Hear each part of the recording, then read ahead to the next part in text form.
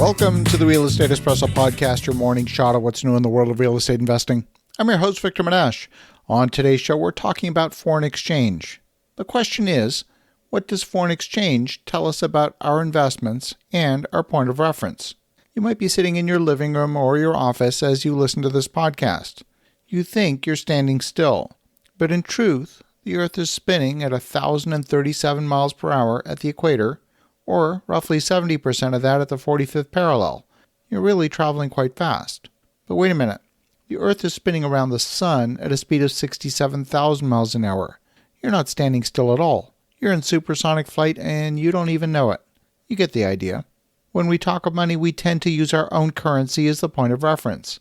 Maybe you use the US dollar as the point of reference, or the British pound or the Canadian dollar. Maybe your point of reference is ounces of gold or Bitcoin. So when the dollar drops in value against the euro or the Japanese yen, you might not even notice.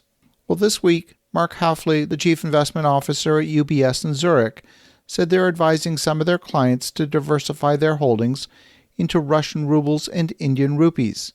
That's because they're expecting the US dollar to lose value over the next year against a basket of foreign currencies. Currency markets have traditionally been driven by the most attractive currency, the highest yield. But lately, rather than being attracted to the best currency, traders are increasingly being attracted to the least worst currency. None of them are great. Interest rates in India are much higher than Europe or the US. Money deposited in an Indian bank account will get you somewhere between 4 and 7% a year. Mortgage rates are between 8.5% to 9%. The Russian central bank has kept their central bank rates at 4.25% in their latest guidance, and the Indian central bank set its rate at 4%. So investors in search of yield are placing a bet that neither Russia nor India will default on their national debt within the term of the bond's maturity. You know something's wrong when India and Russia are being put forward as an alternative to the US dollar. So why would UBS be recommending this? Let's look at the practice of the US issuing government debt for most of my adult lifetime. The Fed would print some cash, the Treasury would issue Treasury bills and sell them on the open market, and investors domestically and around the world would buy these up. The largest buyers for these T-bills have been traditionally the Japanese central bank and the Chinese central bank. Together, Japan and China own about 10% of the U.S. government's debt. Foreign governments own approximately 30% of the U.S. debt across all nations. But since the start of the pandemic, there's been an unprecedented printing of money.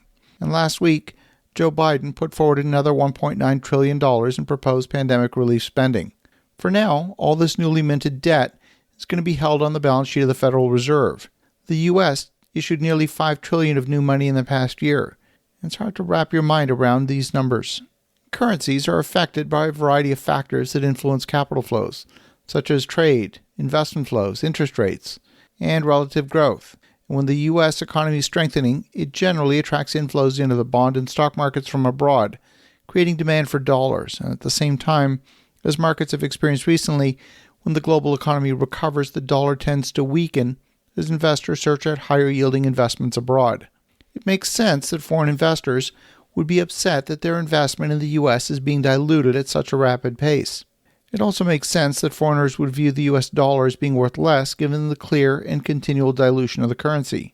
So what's the impact of lowering the U.S. dollar exchange rate? Well, for one, it makes the cost of imports go up in the U.S. The U.S. imports a lot of products from overseas and continues to have a balance of trade deficit with many of its major trading partners, including China, Europe, and Canada.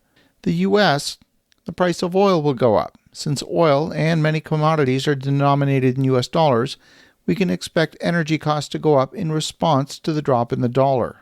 U.S. exports will appear cheaper in markets, and therefore U.S. exports will gain a competitive advantage. That could help the U.S. economy a little bit, but the U.S. economy is being impacted more by the pandemic than any true economic cycle. In order to maintain the value of the U.S. dollar, the market will want to see higher yields attached to those treasuries. So one of two things will happen. Treasury yields will rise relative to other major currencies in order to make the U.S. dollar more attractive, or the dollar will simply fall in value. Neither of these outcomes is particularly desirable. If the dollar continues to weaken, it tends to carry benefits for investors who are looking to buy more U.S. stocks and bonds. It can make those assets less expensive than they were previously. But if you're already invested in U.S. stocks and bonds, the value of your investment just went down. And many of the predictions I'm seeing are calling for a 10 to 15% devaluation of the dollar over the next year. Much of the increase in value of the U.S. dollar over the past year has been due to the flight to safety from other currencies. And the U.S. dollar was just seen as the least worse earlier in the year. According to the folks at UBS, they believe that as the recovery gathers pace, some of the more cyclical currencies like the euro and the UK pound will have upside potential. Expect a corresponding decline in demand for safe haven assets like the US dollar. So what does it mean for real estate investors when the dollar falls in value? It means the cost of imports go up. It means that we enter a period of higher inflation. It means the cost of construction goes up, which will ultimately affect the affordability of new housing. That in turn affects the cost that new buildings must charge for rent. That too can be inflationary. As we've talked about recently on the show, when inflation is the new game, the rules have changed and you need to align your portfolio and your investment strategy accordingly. As you think about that, have an awesome rest of your day. Go make some great things happen. We'll talk to you again tomorrow.